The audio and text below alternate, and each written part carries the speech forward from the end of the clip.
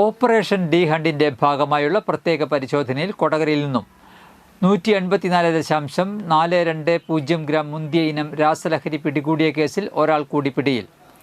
കോട്ടയം ചങ്ങനാശ്ശേരി ഫാത്തിമപുരം പെരുന്ന സ്വദേശി പുതുപ്പറമ്പിൽ വീട്ടിൽ 28 വയസ്സുള്ള സൽമാൻ എന്നയാളെയാണ് പോലീസ് അറസ്റ്റ് ചെയ്തത്.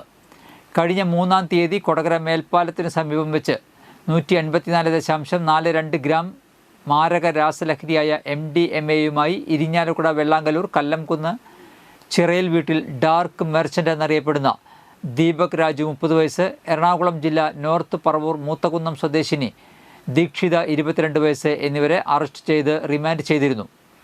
സൽമാൻ്റെ നിർദ്ദേശത്തോടും സാമ്പത്തിക സഹായത്തോടും കൂടിയാണ് ദീപക് രാജു, ദീക്ഷിത എന്നിവർ ബാംഗ്ലൂരിൽ നിന്ന് MDMA കടത്തിക്കൊണ്ടുവന്നത് എന്ന് കണ്ടെത്തിയതിനാലാണ് സൽമാനെ അറസ്റ്റ് ചെയ്തത്.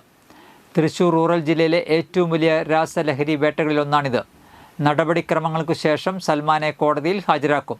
Kodakara police station inspector Das PK, SCPOമാരായ രജീഷ്, ദിലീപ് കുമാർ, CPO ശ്രീജിത്ത് എന്നിവർ ചേർന്നാണ് സൽമാനെ അറസ്റ്റ് ചെയ്തത്.